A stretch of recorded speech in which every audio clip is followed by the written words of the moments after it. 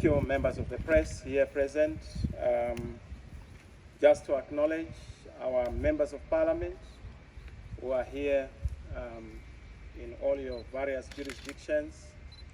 We appreciate you and acknowledge you, the various chairpersons of the portfolio committees. We acknowledge also our mayors and our councillors who are here present. I see also our chief whip. We acknowledge you, both of the caucus in parliament and also our caucus in the local government. We welcome our very distinguished guests from the civil society who are here present. We acknowledge you. Thank you very much for coming to this launch and event. I wish to also acknowledge and welcome members of the diplomatic corps and their representatives who are here present. Thank you for gracing this occasion. It would be inadequate for us not to also appreciate those who are from government, the state institutions, either openly or surreptitiously. We welcome you here. We appreciate your presence. Thank you very much for coming to this event, which is not going to take a lot of time, but just to gather to launch our 7 minimum electoral reform fundamentals that will sufficiently prepare our great country Zimbabwe for the next level in leveling the playing field of our elections and also creating a platform for a political democracy of our country and making sure that we do not have disputed elections. But honorable members of parliament, ladies and gentlemen, our councillors, allow me to just say we are meeting within a context of very sad developments in our country. 14 June 2022, our 2 members of parliament, Honorable Job Scala and Honorable Stolle, were arrested. To this day, it has been 105 days, 105 days. They are still incarcerated together with the majority of the victims, or those who have been victimized, the Nyatsime 14. What is clear is that this is an assault on democracy, an assault on the will of the people, but also an undermining of the sovereign declaration of the people of Zimbabwe. Because Honorable Scala and Honorable Stolle were elected by the people of Zimbabwe. They are not honorable by mistake. They are not honorable by omission. You don't treat honorable members like common criminals, especially on the basis just of an allegation, which allegation is politically contrived and motivated. What is clear is that Honorable Scala and Honorable Stolle did not commit an offense. Their own offense is to stand against repression, oppression, corruption, dictatorship, tyranny, and bad governance. And that surely can't be an offense because they were voted on the basis of that platform by the citizens of Zimbabwe. So that is a very sad day. It continues to be a sad moment. We, as the citizens movement, are taking this issue seriously. We have left no stone unturned. We know what our opponents are expecting us to do. We don't normally accept invitations from those who do not like us. Neither do we accept advice from those who stand at the opposite of the moral and political spectrum.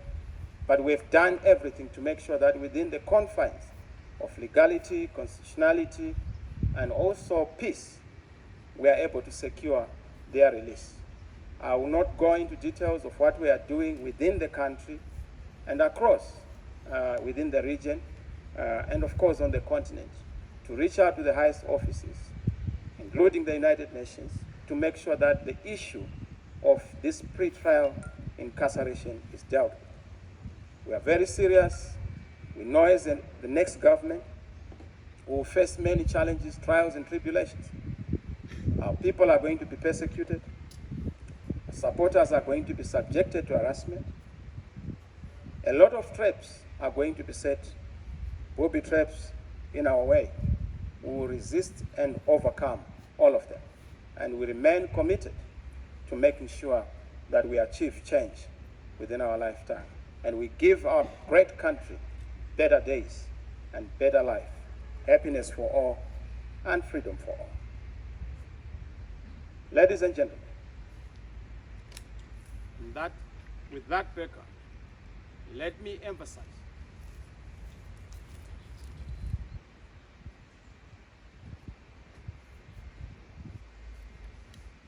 Ladies and gentlemen, with that background, let me just emphasize the fact that this document we are launching today is our humble submission to the ongoing discourse on what needs to be corrected to conduce the environment for elections in our country. The liberation struggle, which is our struggle, was a collective quest to create a nation that is founded upon the people's sovereignty and the time-tested principle of one man, one vote. Our forebears, forefathers, foremothers sacrificed life and limb to birth this wonderful and great nation, where the right of every citizen to vote and self-determine is guaranteed, assured, and secured. The right to vote is a fundamental principle, and so fundamental and so precious that without which the people cannot truly be free and independent. I was in Zumba Maramba Pfungwe just a couple of weeks ago. The stories, gory stories I got, the narrations of citizens in Uzumba, you would not imagine that we are in a free Zimbabwe. They have not known independence. They have not tested independence. They have not known the meaning of the right to choose, because choices are made on their behalf. And the right to choose attracts death or vandalism or destruction of property. That tells you that we have destroyed the very foundation of the liberation struggle, its ideals and principles. And that is the platform we stand on. As I stand together with other change champions within the change champion movement, we are pushing for the restoration of that special social contract, that new consensus between the citizens and those who govern them. And I must say, those who govern them, not those who rule them. Some would love to say that they are rulers, but that is what is fundamentally wrong about our politics. We have people who are chosen to lead, but they end up ruling. And that is the tragedy, not just of our country, but also of the African continent. And that is what we seek to challenge, correct, and put into proper context. And I can tell you that we are no Mickey Mouse in fighting for this alternative and ideal. We rest and stand on the shoulders of Kwame Nkrumah. We stand on the shoulders of Nelson Mandela Rolihlahla. We stand on the foundation of Amilcar Cabral. We stand on the foundation of Frantz Fanon. We stand on the foundation of great men and women who have fought to liberate this country, to liberate our continent and nations, to make sure that the right to vote is respected, because it is the sole source of authority for any individual to govern in a modern democratic society. Voting is such an instrumental and important element that citizens have to utilize and invoke to self-govern, self-correct. There is evidence that everything has gone wrong in Zimbabwe except ourselves. You can look at the number of people who are in the diaspora, over 5 million. That tells you that something is wrong in Zimbabwe.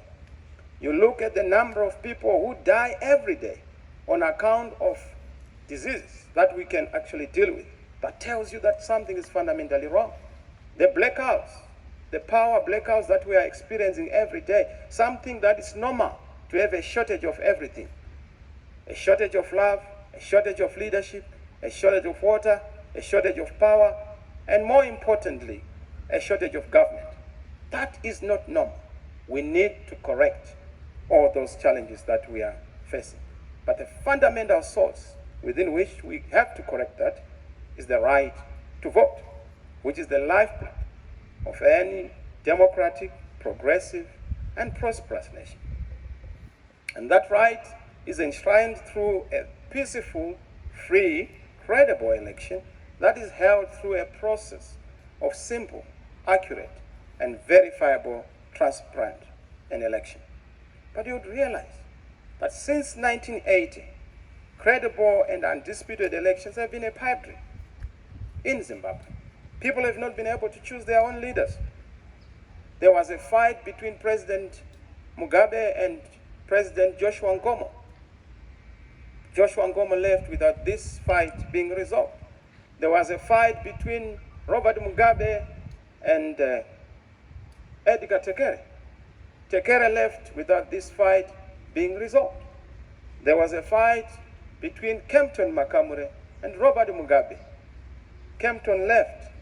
This fight was not resolved. There was a fight between my own predecessor, Dr. Richard Morgan Tsvangirai. Both Mugabe and Dr. Richard Morgan Tsvangirai have left us. We still have that outstanding challenge of disputed elections. This is what we need to correct. This is what we need to remedy. Indeed, the history of disputed elections is common story within the region, on the continent. Zimbabwe is known for a testimony of elections that are disputed. And that is part of what we need to resolve. It is within this context that we've learned that from 2018, when we had the election observer mission reports and other critical election bodies sharing their perspectives on our election, we've been unfortunate that insufficient work has been done. There hasn't been any appetite to reform and correct all the boxes being ticked that we failed to make sure we put in place. As you know, bad politics corrupts good economics. Our country has been in this inextricable link between bad governance and disputed elections. As we speak, not only do we have a disputed and contested occupant of the presidency, we also have a disputed and contested electoral process. We also have a disputed and contested electoral program and landscape. Certainly, as we look at this crisis of disputed elections, which is the main source of our problems in this country, we need to find a common solution. The solution being our PREPARE document. PREPARE is our humble submission. To say PREPARE as an acronym is Pre-Election Pact on Reforms. This is a product of wide consultative programs with the citizens. We have listened to the voices of the war veterans. We have listened to the voices of the students. We have listened to the voices of labor, trade unions. We have listened to the voices of the women. We have listened to the voices of the church. We have listened across the board in the rural areas, traditional leaders telling us in their own perspective what they need to be seeing put in place.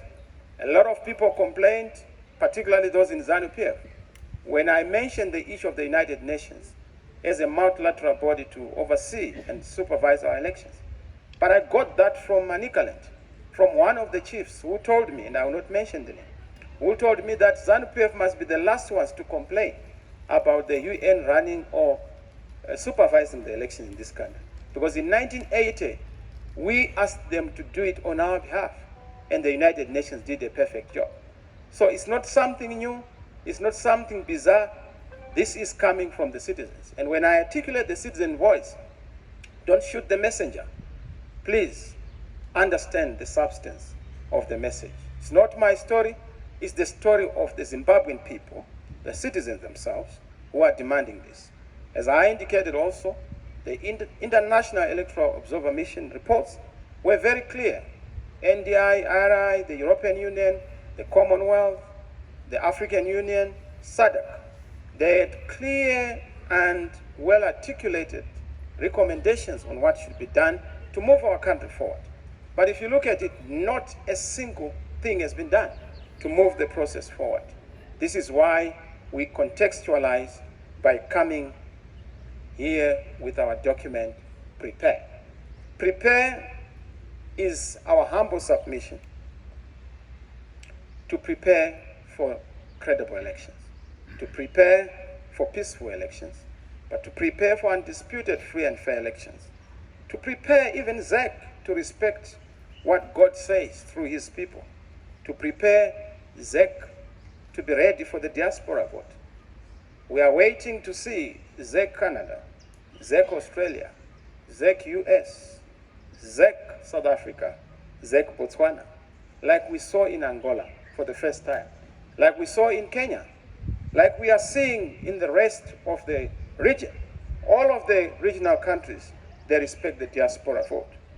So for the 7 issues that we have, which are the 7 pillars, we have identified 7 fundamentals that we are saying this is our humble submission on the table to the people of Zimbabwe, to other stakeholders on how we are going to resolve issues.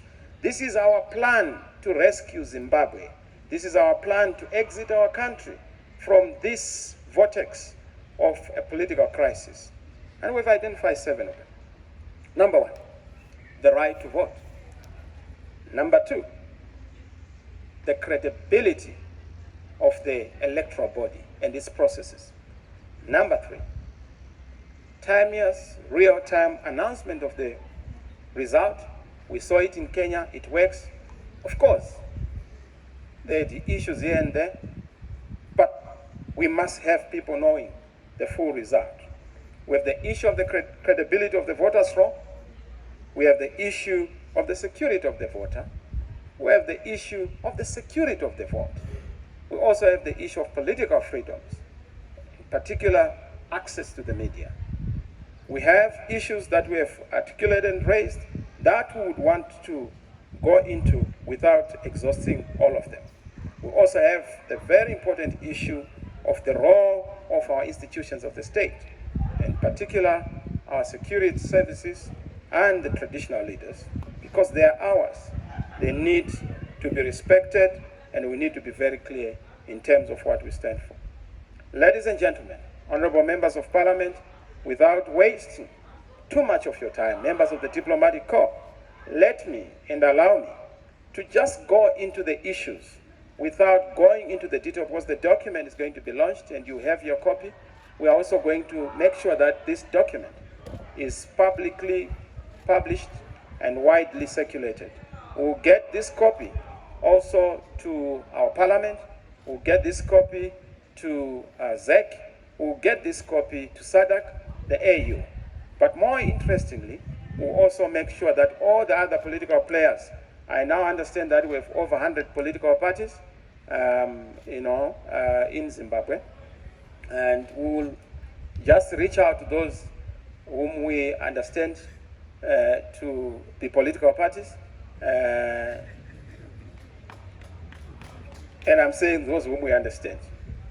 So we have those issues, and we're going to raise them with all the key national institutions, regional and international institutions. The first one, the right to vote. In a nutshell, on the right to vote, we want to make sure that all Zimbabweans who are eligible to vote are given access and capacity and mechanism to register as voters. Appropriate mechanisms have to be put in place. We want to see the diaspora vote. Let Zimbabweans in the diaspora be allowed to vote. There can never be taxation without representation.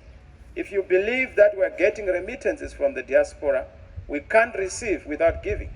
When we receive the remittances, we must give that right, the right to determine the government, so that there is enhancement of the legitimacy of those who are in government. Prisoners must also be allowed to vote, and mechanisms have to be put in place. People with disabilities, PWDs, and those with special needs also have to be catered for. In particular, I want to see all civil servants, security personnel, and persons on official duty outside their designated polling stations on the election day being given the opportunity to vote. Not a command vote, but their right to self-determine and indicate those whom they want to vote for. Voter registration has been marred by a number of challenges under our government, which is sure to come. We will make sure that there's automatic voter registration, because if we have a citizen's role. Surely we should be able to then, from that digital platform, produce a voter's role on those who have attained the age of 18. The obligation on the citizen or resident is just to come and indicate the polling station where you want to vote, so that our polling station-based voting is not violated. So voter registration is very important. We also have a raft of issues that we have indicated there. I will not go into the details of them all, but just to suffice to say that we are also emphasizing the issue of voter education, in particular, voter education that ensures the secrecy of the vote by the Zimbabwe Electoral Commission and also other stakeholders. ZEC must be, as an obligation, be asked to dispel misinformation and propaganda that some elements have been peddling, particularly in the countryside, that people would know where you would have voted, and that you will be killed if you vote for the alternative, and that if you vote overwhelmingly for the alternative, you will die. I'm sure this lie has been dispelled in Bulilima Mangwe.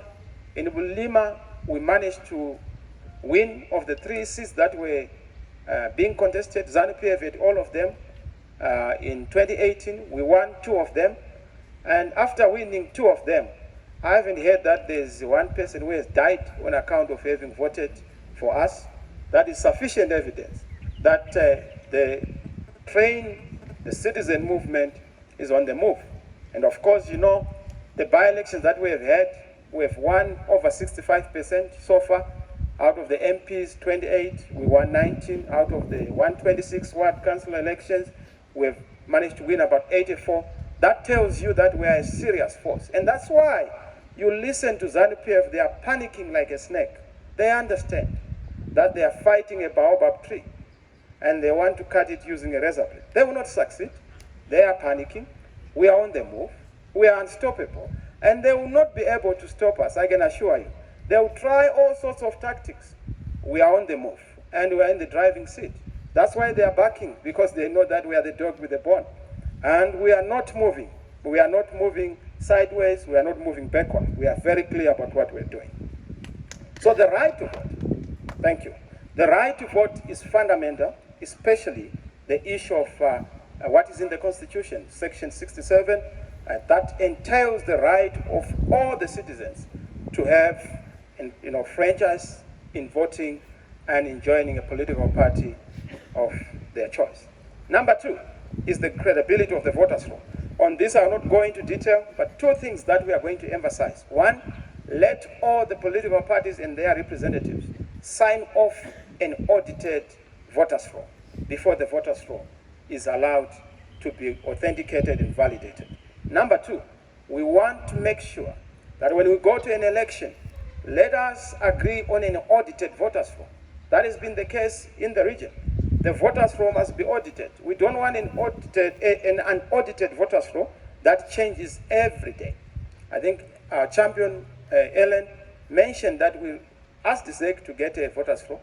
They kept on playing around the voters' roll, saying that, look, the one that you have is not the appropriate one. So we don't want a voters' roll that changes depending on the weather on a particular day. That has to be sorted out. We also want the issue of assisted voters to be dealt with, especially a separate role to be created for those people who would say they want to be on the assisted voters roll, so that we know in advance the people who are there and they are not there on account of coercion, command voting, or other intimidatory tactics. Number 3, the issue of a real-time credible results management system. Let there be real-time announcement of the votes. This system by some other guy who said we must do meticulous verification for over 2 weeks. Yes, the law now is a prescribed time frame, but we want the result to be announced at the polling station. Let the presidential election be announced at the polling station where people have voted, the MPs vote, the councillors vote. And once the result has been announced, it is the valid vote. That is not announcing the whole result.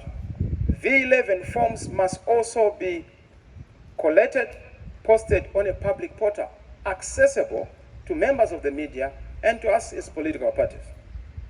If Mr. Mnangagwa wins that kind of an election, I'll be the first one to be before the whole world. CNN, BBC, RT, all the international television stations, to congratulate him and encourage him. And I'll happily accept the role that people of Zimbabwe would have assigned to me. What we will not accept is when people of Zimbabwe vote for us, Mr. Mnangagwa says, no, you must be opposition, come and be my guy, playing to my tune. No, we don't listen to the tune of a competitor. We listen to the tune of those who give us the mandate, the citizens of Zimbabwe. And that is why we have said no to Pollard. That is why we have said no to backdoor into parliament. I was not elected to represent people in parliament. If I wanted to be a parliamentarian, I would have remained in Kwazana. But now they have their honorable MP, Charlton Wende. I was voted for to be a presidential occupant, and I'm ready. I hear a lot of people saying, oh no, they have no plan. Have you ever seen people who have no plan, whose life is so threatened the way we are? They've tried every trick in the book. Guns, they've tried, accidents, they've tried, poison, they're trying everything. Women, they try almost everything. And I can see some of you are already salivating. Don't fall for it.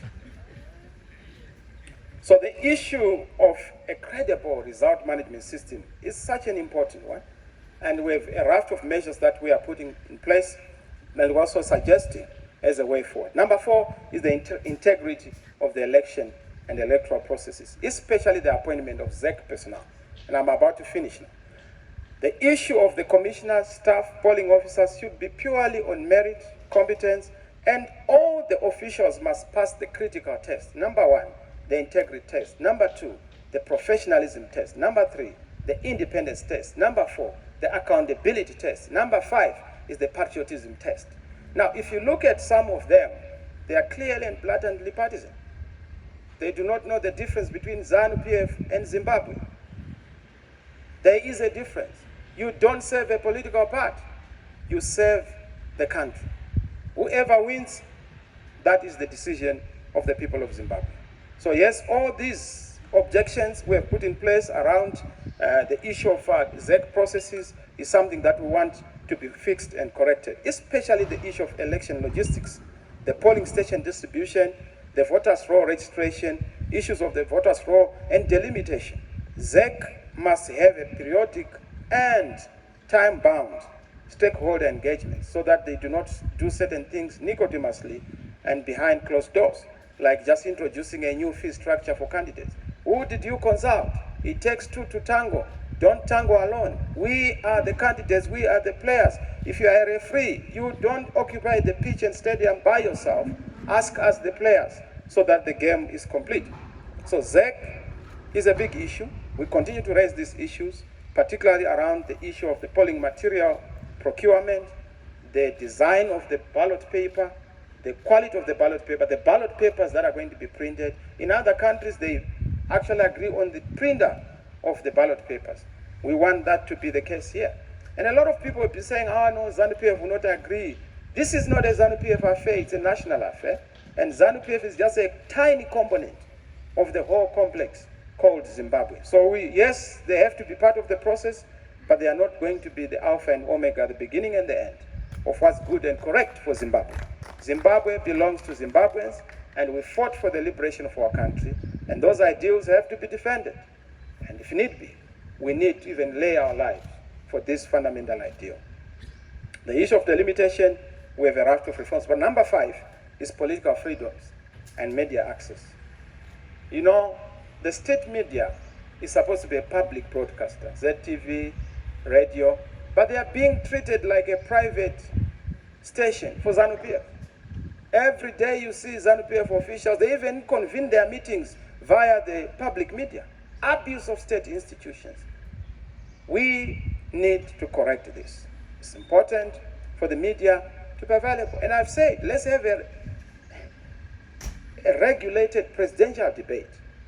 You can't allow people to go to an election where they have not subjected to scrutiny presidential candidates. I saw in Kenya, there was a presidential debate, and Baba decided to participate in absentia, but there has to be a mandatory way of saying, let the candidates come and face the citizens and be asked and provide solutions. Our rallies have been banned, a number of them, in the rural areas, roadblocks, commonplace, particularly in the rural areas. We've had challenges, our people being intimidated. Chiefs have given us reports that they've been threatened. Mr. Mohad has been doing the rounds across the whole country, asking chiefs to support them. And, those are issues we have to deal with, particularly weaponizing the law, weaponizing traditional institutions, and weaponizing state institutions. This is an issue that has to be dealt with. And we are saying access to the media is a very important one, particularly the public media. It is in terms of the laws of our country, but they've been violated. The security of the vote. There must be a fair, impartial, and expeditious adjudication of all election petitions. There's one election petition by President Tsvangirai which has not been heard. I think it's a 2002 one. That tells you what's wrong and what's fundamentally inappropriate in the context of how our petitions are supposed to be dealt with. Of course, the issue of power transfer is very important. We must not have murky arrangements. There must be a trajectory and a signposted program on respecting the will of the people, the irreversibility of the will of the people. The security of the vote is an important and very crucial element. And of course, it's an issue that we are putting there. We will see the details, the role of the state institutions, in particular our security sector, our police services, defense forces, or services, traditional leaders. I'm not going to go into detail, but the issue of command voting, command-assisted voting by traditional leaders, coercive and marshalling of voters is an apartheid practice.